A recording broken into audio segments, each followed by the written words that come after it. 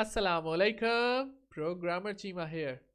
पिछली वीडियो में हमने अरेज को सीखा था और इस बार हम सीखने लगे हैं मल्टी डायमेंशनल अरेज यानी कि 2D और 3D अरेज। मुझे उम्मीद है कि आपने अरेज की प्रैक्टिस ज़रूर की होगी और अगर नहीं की तो इस वीडियो को आगे बढ़ाने से पहले आप अरेज की प्रैक्टिस कर लें। अरेज को शुरू करने से पहले हम ये देख लेते हैं कि अरेज क्या चीज़ है। हम एक बार फिर इसको रिवाइज कर लेते हैं। तो अरे बनाने के लिए फ़र्ज़ करें मैं इंटीजर की अरे बनाता हूँ, इंट वैल्यूज़, और उसके बाद हम स्क्वायर ब्रैकेट्स लिखते हैं। स्क्वायर ब्रैकेट्स के अंदर वो नंबर लिखते हैं कि जितनी अरे के अंदर आप एलिमेंट्स चाहते हैं। तो फ़र्ज़ करें मैं चाहता हूँ 6 एलिमेंट्स और फिर कर्ली ब्रैकेट्स के अंदर हम वैल्यूज़ लिख देते हैं। कितनी वैल्यूज़? 6 वैल्यूज़। ठीक है, तो हम कोई सी भी वैल्यू लिख देते हैं और ये हमारी अरे है। ठीक है, जैसे कि हमने पिछली वीडियो में समझा था।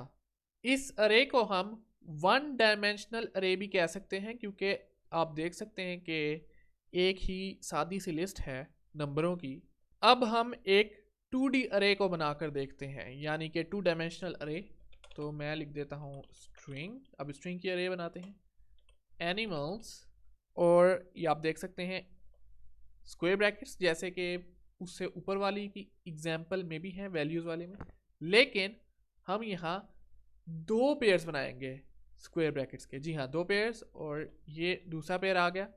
तो पहले पेयर में हम लिखेंगे कि इस अरे में कितनी रोज़ होंगी। ठीक है, तो मैं इसमें लिख देता हूँ 2 रोज़, और फिर अगले वाले स्क्वायर ब्रैकेट्स में हमने लिखने हैं कि कितने कॉलम्स होंगे इसमें। तो मैं यहाँ लिख देता हूँ 3 कॉलम्स। ठीक है, उसके बाद इक्वालिटी का साइन जाहिर है, और फिर हम कर्ली ब्रैकेट्स को लिखेंगे।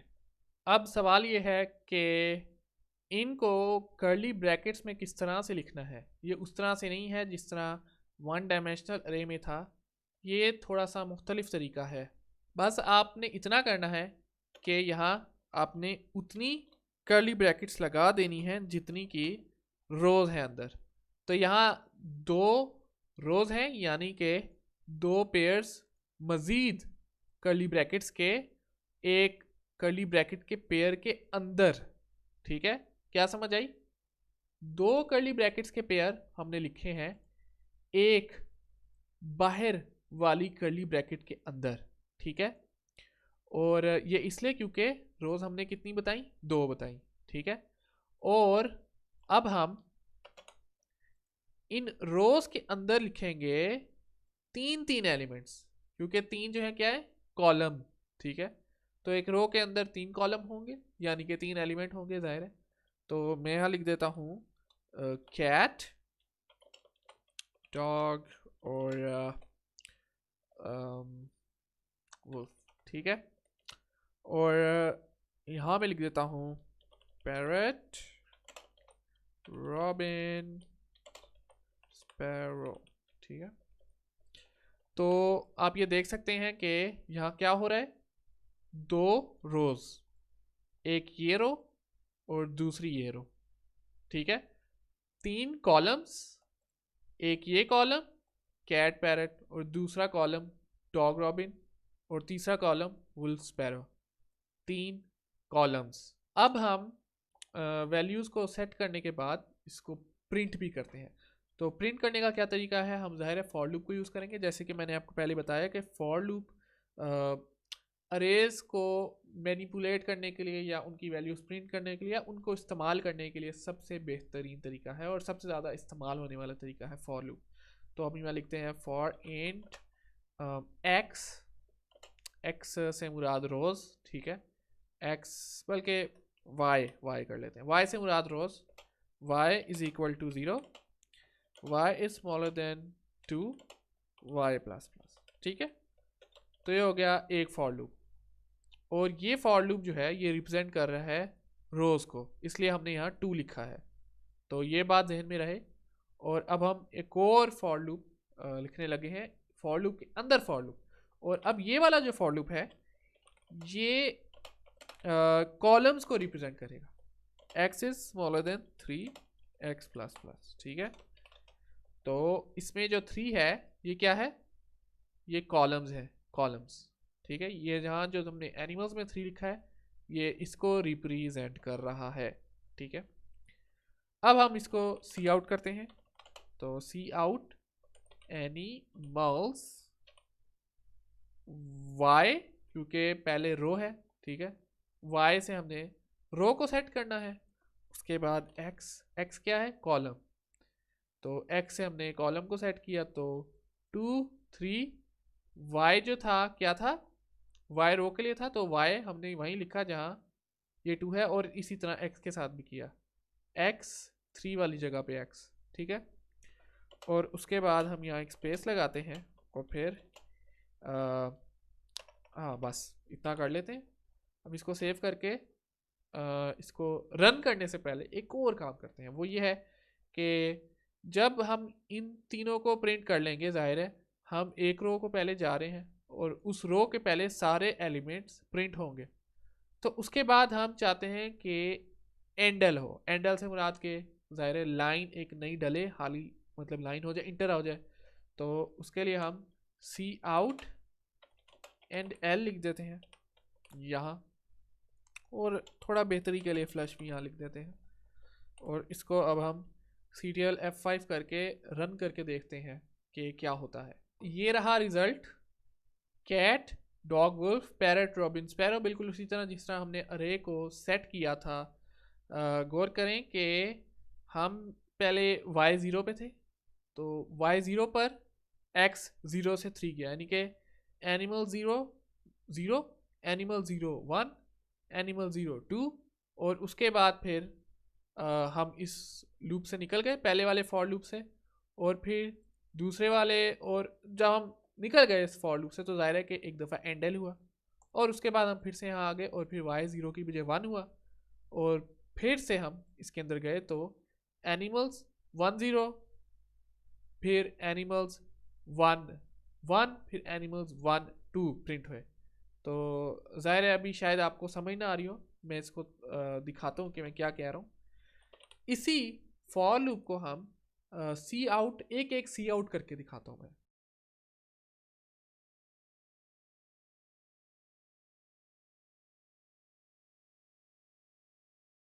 तो ये आप देखें, ये वही रिजल्ट आया है, cat dog wolf parrot robin sparrow. ठीक है, और ऐसा क्यों, क्योंकि जो हमने लिखा कोड ये एग्जैक्ट वही कोड है जो इस फॉर लूप में हो रहा था। ठीक है, अब अगर अंदाज़ा करें कि अगर अरे बहुत बड़ी होती तो फिर तो हम एक एक करके नहीं था लिख सकते, बहुत ज़्यादा हो जाता। ये सिर्फ समझाने के लिए आपको लिखा है कि ताकि आपको समझ आ जाए कि हो क्या रहा है।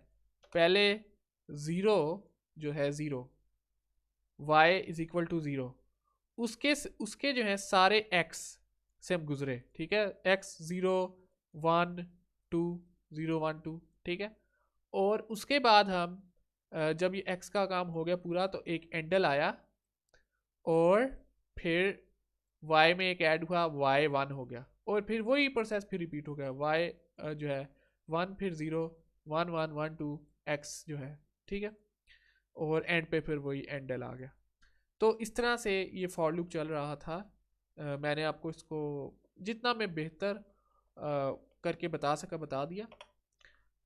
अब आपने इसकी प्रैक्टिस करनी है, ये प्रैक्टिस के बगैर मुश्किल ही लगेगा। आपको इसको लिख के देखना है, आपने इसको समझना है कि हो क्या रहा है इसमें। ठीक है, और ये थी 2 डायमेंशनल अरे। अब मैं आपको 3 डायमेंशनल अरे बताता हूँ, और 3 डायमेंशनल अरे से मुराद ये कि बस एक और ब्रैकेट लगा देनी है। ठीक है, और वो 3 डायमेंशनल हो जाएगी। जब हमने एक और ब्रैकेट लगा दी और फर्ज करें कि यहाँ लिख देते हैं 2, तो अब ये 3 डायमेंशनल हो गई। ठीक है, और अब ये जो हमने लिखा हुआ है ये सही नहीं है। तो इस 2 से क्या मुराद है, इस 2 से मुराद ये है कि अब यहाँ हमने जो भी लिखे हुए हैं नाम, cat dog wolf parrot robin sparrow, अब इन सब की बजाय हम कर्ली ब्रैकेट्स लगा देंगे। ठीक है, अब ये थोड़ा सा पेचीदा है लेकिन समझने की कोशिश करें। ये मैं यहाँ पेस्ट कर रहा हूँ। ठीक है, और अब इन सब के अंदर ये जो 6 खाने हैं इन सब के अंदर दो दो आपने दो दो नाम लिखने हैं, ठीक है, जानवरों के नाम लिखने हैं। तो मैं यहाँ लिख देता हूँ क्रो, कैट, लॉयन, ठीक है, पैरट, रॉबिन, ठीक है, और फिर आखिर में लिख देते हैं स्पैरो और ह्यूमिंग बर्ड, ठीक है।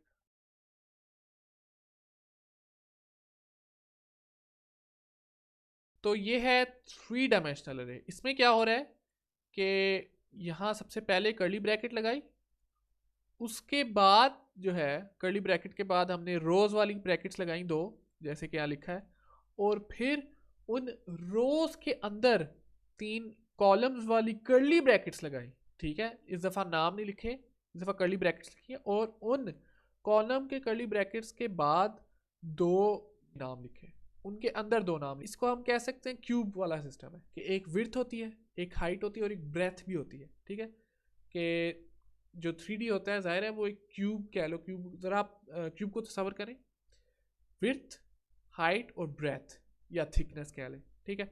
तो अब यहाँ ज़रा गौर करें, ये जो पहली ब्रैकेट्स हैं इनको हम विड्थ कह सकते हैं, ये जो दूसरी ब्रैकेट्स हैं इनको हम हाइट कह सकते हैं, और ये जो इसके अंदर दो दो एलिमेंट्स हैं इनको हम थिकनेस कह सकते हैं। तो इस तरह से ये एक थ्री डायमेंशनल अरे है। और इसके अलावा आप फोर्थ डायमेंशन भी बना सकते हैं, फिफ्थ भी बना सकते हैं, जितनी बनाना चाहे बनाएं, लेकिन इवन के थ्री डायमेंशनल अरे भी बहुत रेयर इस्तेमाल होती है, बहुत कम इस्तेमाल होती है, आटे में नमक के बराबर इस्तेमाल होती है। और 2D अरे आमतौर पर इस्तेमाल ही की जाती है, और 2D अरे इसलिए इस्तेमाल की जाती है क्योंकि जो 2D अरे है वो टेबल बनाने के बहुत काम आती है। और टेबल किस तरह से बनाया जाता है और क्या हिसाब है टेबल का, एक मिनट मैं आपको अभी बताता हूँ। ये चीज़, ये आप देख रहे हैं कोड, ये 2 डायमेंशनल अरे है, और ज़रा गौर करें कि हमने इसमें कैटेगराइज कर लिया, ठीक है। जो पहला जो रो है उसमें हमने मतलब उन जानवरों के नाम लिख दिए जो उड़ नहीं सकते, और जो दूसरी रो है उनमें हमने उन जानवरों के नाम लिख दिए जो उड़ सकते हैं, ठीक है। इस तरह हम रोज़ में कैटेगराइज कर देते हैं चीज़ों को, और कॉलम्स में मतलब हम डेटा फिल करते हैं, और इस तरह कुछ भी हो सकता है। ये देखें टेबल, ओ ये क्या, ये तो कुछ अजीब ही नज़र आ रहा है, और इसकी वजह यह है कि हमने अभी तक इसको थ्री डायमेंशनल ही रखा, ये हमने 2 डायमेंशनल नहीं इसको किया। 3 डायमेंशनल है तो इसको हटाएं, अब जाके सही चलेगा, ठीक है। तो यो ये ठीक है, अब सही हो गया। Cat, dog, wolf, parrot, robin, sparrow, इसी तरह हम मज़ीद रोज़ और कॉलम्स डाल के एक बहुत बड़ा टेबल बना सकते हैं, ठीक है। तो 2 डायमेंशनल अरे टेबल्स के लिए इस्तेमाल की जा सकती है, और 2 डायमेंशनल अरेज के और भी काम है, मसलन 2 डायमेंशनल अरे से हम ग्राफिकल काम कर सकते हैं, और इस किस्म के बहुत से काम होते हैं, ठीक है। तो बस आपका ये सीखना ज़रूरी है कि 2 डायमेंशनल अरे क्या होती है और किस तरह से इसको हम इस्तेमाल कर सकते हैं। तो ये थी मल्टी डायमेंशनल अरेज। अब आपके लिए एक छोटा सा टास्क है, एक एक्सरसाइज कह लो, कि आपने यही टेबल्स बनाने हैं 2 डायमेंशनल के, ठीक है। 3 डायमेंशनल करना लाजमी नहीं है, लेकिन अगर आप बना लें तो अच्छा है, 2 डायमेंशनल तक ही रहे तो बेहतर है। 2 डायमेंशनल अगर आप सीख लें तो आपका टॉपिक कवर है, ठीक है। और आपका टास्क ये है कि आपने टेबल्स बनाने हैं, ठीक है। पहले 1 का टेबल होगा, फिर 2 का टेबल होगा, फिर 3 का टेबल होगा, 2 1 ज़ार 2, 2 2 ज़ार 4, 2 3 ज़ार 6, इस तरह करके ना आपने टेबल बनाना है, और वो 10 के टेबल तक हो, मतलब 1 से 10, ठीक है।